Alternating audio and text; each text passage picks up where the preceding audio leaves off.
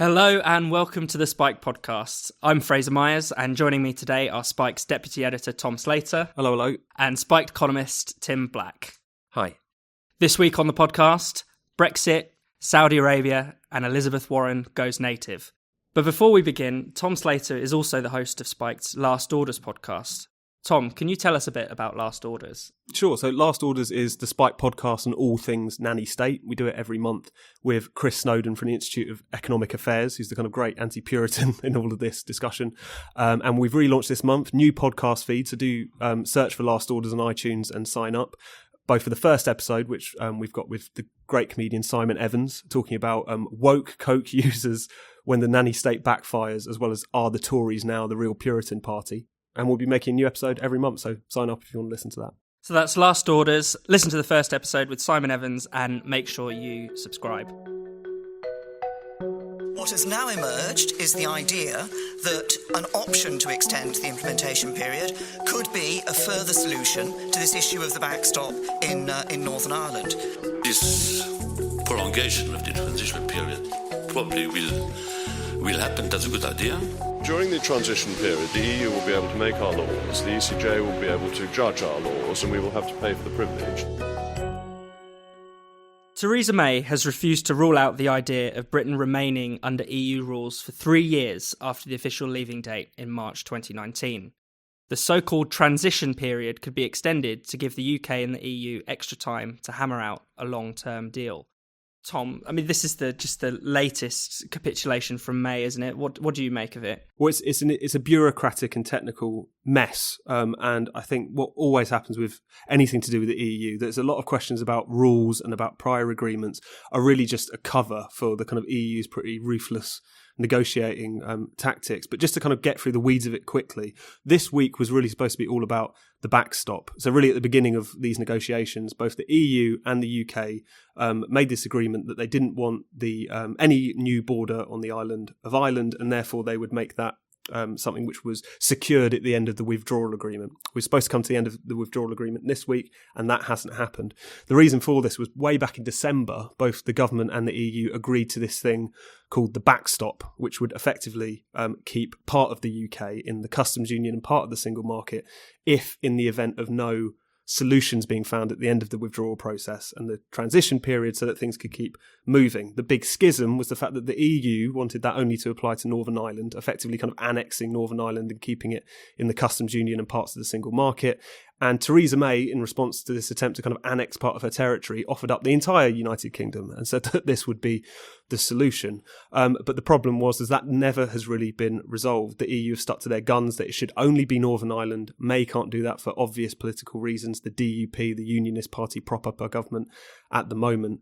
And even her attempts to first of all, offer this UK-wide customs agreement, but also have some sort of time limit on it so that we wouldn't just be kept in kind of permanent customs limbo, and the effect of it ever being put into place have just been completely dismissed. So now we're at the position where this longer transition period is being talked about effectively as another form of backstop, if you see what I mean. This is just the latest capitulation in a long line of them.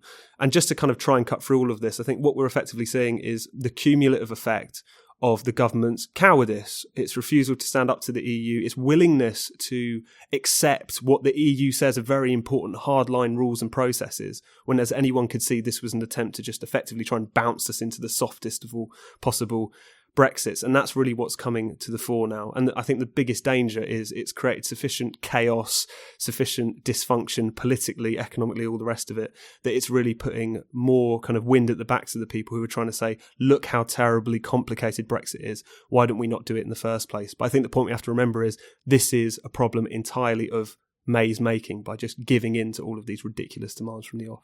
I think that's absolutely right. And it's interesting that in the papers, especially the pro-Brussels papers, it's been described as a kind of breakthrough in the negotiations, but actually it is just yet another red line that May has been willing to cross. You know, her Chequers proposal wanted to keep the UK effectively in the single market. She uses this really strange phrase, single market for goods, but we know there's no single market for services, so what she means is the single market. Her other pledge to take us out of the customs union is now also in tatters because of this new customs arrangement or customs solution. Tim, what do you make of this?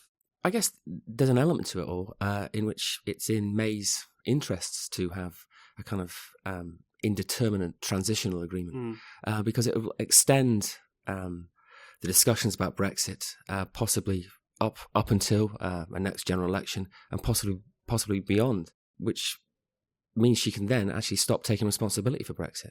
Also, by that point, a general election, which will probably be almost like a Brexit general election, possibly a second referendum will be on the table, certainly from the Labour Party. And I think just to pick up on that is the fact that if there is a future Brexit election, such as it is, it would effectively be a choice between customs union membership, probably a large dose of single market membership on the Tory side, and then most likely a second referendum, as Tim says, on the Labour side. John McDonnell, despite being a Brexiteer most of his life, has signalled that would potentially be in a Labour manifesto.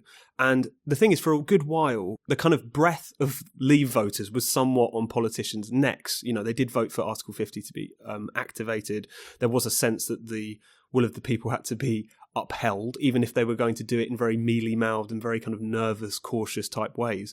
But the more things become chaotic, the more that both of the parties effectively move to some form of anti-Brexit position, then you do have to remember the fact that 75% of Parliament are pro-Remain, would quite happily take any sort of way out in order to make sure Brexit never happened, and the voices of the people will therefore be entirely silenced in that situation. And I think that's one of the things which, as Tim says, the kick the can down the road approach from May is also entirely dishonest, because I think a large part of it is the fact that where she's ending up, kind of customs union membership for the UK, is something that no one wants. I mean, this is what even Nick Clegg calls the vassal state option. You'd be in the situation that Turkey's in, where effectively you are part of this customs union, you get some meagre benefits, but also you have to take, you know, products from other countries on a zero tariff basis, but they can put up the walls as high as they like on yours. And no one actually wants this. But as Tim says, I think it is just a desire to kick the can further down the road, to not take responsibility for this, and in the process either end up in a deal which is going to be just terrible on paper, or just create more and more opportunities for people who really want to stop this to do so. What's really striking is, you know, the absence of the leading Brexiteers, the so-called leading Brexiteers in this conversation. You know, someone like Liam Fox, who about a year ago the papers were describing as some kind of hard Brexit loony almost, is now backing May's calls for a longer transition. It's really striking how we won the referendum, and yet all of the major political battles seem to have been won by the Remainers. You'll see plenty of rather sort of high-profile marches in central London in favour of the EU. You know, there's one happening this weekend. I'm sure there is. You know, there seem to be. There's a lot of face paint being spent on EU flags they must have sold more in the last couple of months or years than they have ever in this country. I know, but there's nothing comparable on the Brexit side. Brexit voters have been almost demoralised by the constant stream of negative stories right from the off, and they also don't have a particular platform apart from sometimes the Question Time audience. Well, as Tim says, actually, this is part of the argument that Remainers and the People's Vote so-called crowd make for the idea that people have changed their minds, because look, there aren't loads of students marching on Whitehall, you know, with painted faces. I think if anything, Leave voters made the mistake of believing that their one conduit to make democratic change, making a vote, would be taken seriously. We all know that there are no political parties or trade unions really, outside of some small and noble exceptions, who give voice to ordinary people's desire to leave the EU, have greater democracy. And we also know that the media are far more likely to take seriously the kind of shrill demands of people wandering down the Mall than they would ordinary people who have quite politely, as it turns out, asked to leave the European Union. And I've only seen that vote trashed ever since. But the question that we're confronted with now as ever is what gives force to that desire, because really something is needed now more than ever to make sure it's followed through. And we should always remember as well that despite all of the lies, frankly, and misrepresentations of the Continuity Remain campaign, desire to leave the European Union is pretty much undented since that vote. If anything, it's probably hardened a little bit. Now we're just looking for something that can give it a little bit more force. And perhaps the no deal option is the thing that could excite, you know, fellow Leavers again, because after all this demoralisation, there does seem to be a viable route out of it. But, you know, which leader is going to take it on is I suppose, the problem. Which party is going to stand up for that? There doesn't seem to be one. No, I don't think any political party would make the case for no deal. They all seem to be playing internal political games, the Labour Party especially. as Tom suggested when he mentioned John McDonnell being a convinced leaver for almost his entire political life, just like Jeremy Corbyn, they now seem to have lost, as far as you can tell, any sort of opinion on the EU. They constantly want to turn Brexit into something which the Tories are doing, because then it's easy to pose against. You can say it's a Tory project, as if Jacob Rees-Mogg had some ingenious idea around about 2016 to somehow benefit his hedge funds or whatever it is that he supposedly or an erotic owns. spasm. Exactly. Who knows? But there's this idea that it's almost this kind of brainchild of these old kind of empire nostalgists, which is complete rewriting of history. They're so cynical and opportunist. That's the odd thing about Corbyn. Man of principle. Exactly. He's always portrayed as this man of principle. He's seen as our most authentic politician because he's perfectly at home on the allotment.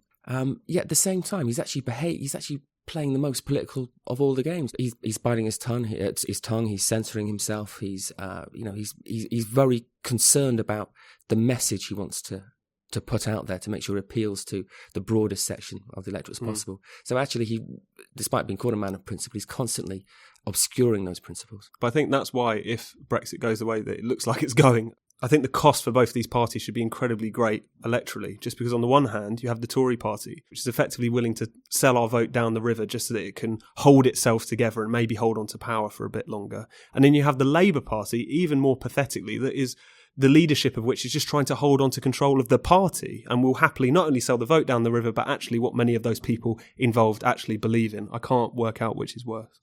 So this weekend, there's another People's Vote March, following hot on the heels of a few weeks ago where they had a wooferendum march with lots of little spaniels decked in EU flags. You must have missed this. I must have missed this. I was away for a bit. It was in support of a people's vote, they brought a load of dogs to Westminster. I mean, this is Remainer logic at its most absurd, I suppose. But what do we make of the People's Vote March? I mean, Sadiq Khan is attending. All the big Ramona names are attending. Lots of celebrities have actually paid for bus tickets for people to come down to London. So hopefully a few Brexiteers have taken the opportunity just to get a free trip off that. But any thoughts on the People's Vote? I wish they'd give it up. And I think that's the other thing. When we're talking about kind of the shamelessness of a lot of people's responses to the Brexit vote, these people have really got to be at the top of it. At the end of the day, we've said this many times, these are people, many of them very rich people, many of them just very middle-class people, who genuinely think that their own narcissism, entitlement and whinging is kind of more important than what 17.4 million people voted for. And I think we're going to see more of that out in force in London this weekend. You're listening to the Spike Podcast. If you're enjoying the podcast, why not give us a rating and a review? It really helps new listeners find the show.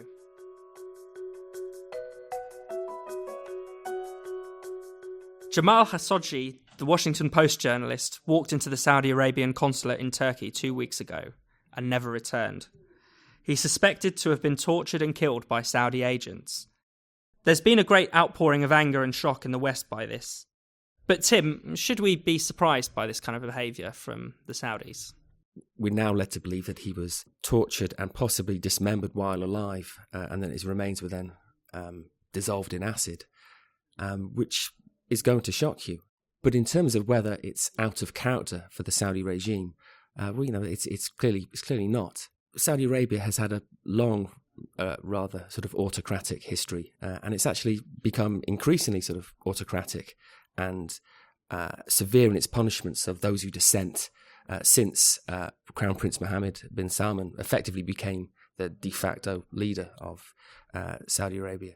I think the UN have actually complained about the systematic torture of dissidents. It has one of the highest execution rates in the world.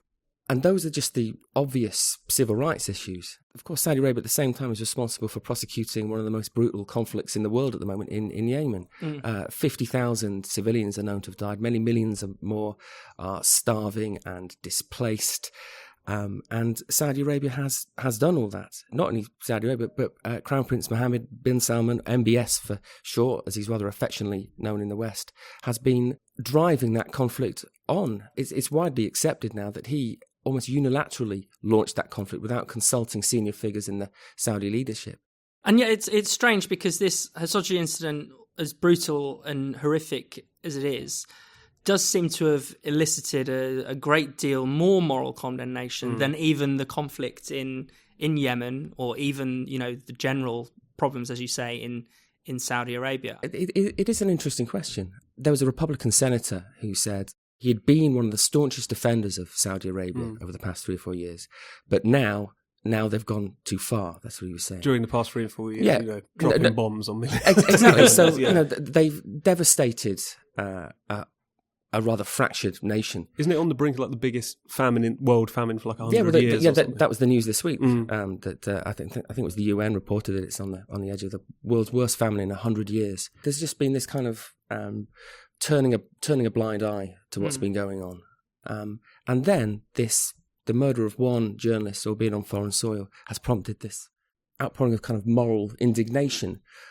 You've also seen business leaders as well, who quite a few senior business figures in the West have pulled out of the so-called Davos in the desert, which is MBS's great sort of showcase for business investment in Saudi Arabia. And they've pulled out, and I forget the name of the businessman who said this, but he said, you have to draw a moral line somewhere. So it's this one murder of a journalist that's prompted all this. And I keep thinking, why is that?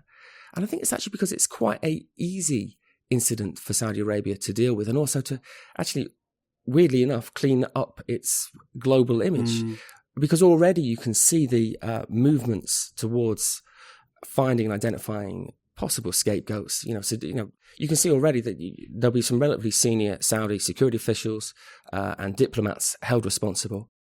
MBS can even perhaps make a statement saying we will not tolerate this type of behaviour on the part of Saudi and then probably statesmen. Launch another purge off the back of it, no doubt. I know, but it can almost serve a strange, warped PR purpose. Oh, definitely. But it just to sort of tack onto that, I mean, it is completely shameless, because you've got to remember how much of the West's interests are tied up with Saudi Arabia, both in terms of kind of keeping Iran at bay. The West sells a hell of a lot of weapons to Saudi Arabia, which of course are being used to prosecute this war that Tim's been sketching out for us in Yemen, as well as more broadly having kind of embarrassed themselves by really buying into the other PR offensive recently, which is this MBS rebrand that he is this kind of kinder, gentler despot, as we put it on Spiked a little while ago, because he's potentially letting a few more women drive whilst locking up the women who are campaigning to get that change in the law. And it is all just kind of unravelling. But I completely agree with Tim. This is a much safer way of the West kind of trying to demonstrate its moral superiority, whether it's Mike Pence coming out and saying the free world demands answers to this case apparently and none of the others. It's just a very easy means through which they can do that. Similarly, that Turkey can even try and claw back some of the moral authority, despite the fact that it's been, locking up journalists in their tens of thousands for quite some time. I just wanted to bring that sort of back to Trump, because, Trump, in his usual shameless self, is defending the Saudis. He's tried to compare, this to the Brett Kavanaugh affair, that this is a case of, guilty and until proven innocent. And what I find slightly interesting is that clearly Western leaders have been in bed with Saudi Arabia for a very long time, but have never sought to justify that publicly. And Trump, in his bashfulness, seems to be the only person standing up for that existing relationship. I mean, it's kind of jocular as well. I mean, some of the press conferences that he's given, where he kind of just throws out a set of kind of MBS approved opinions, as well as just casting enough kind of dust over it to give himself enough cover, saying it could have been them, I'm not sure. One point asking, have you spoken to the leader of Saudi Arabia? He said, I can't answer that question, but yes, I have. It's just this, it's like he's not really fully taking it seriously, which is grim on one level, but also there's at least a kind of honesty to that on some level, I guess, but that doesn't necessarily give him many points. Yeah, no, I think he was pretty honest when he talked about possible punishments, because someone said, what about sanctions, and what about the arms deals? And he said, hold on a second, they're worth a lot of money to us. A lot of people are employed in the US making these weapons, which we then sell to Saudi Arabia. Let's think about this for a second. And to be honest, we stop giving the Saudi weapons, someone else will do it. So he almost acknowledges the US's implication and sheer complicity with Saudi's militarized behaviour. The other thing you always have to remember, because there has been a tendency, I think, some of the courage to think that this is Trump's almost unique problem, particularly with Jared Kushner, seen as being MBS's kind of semi-playmate. But it was then US Secretary of State John Kerry under Obama who cultivated MBS as what he was to become, our man in the Middle East.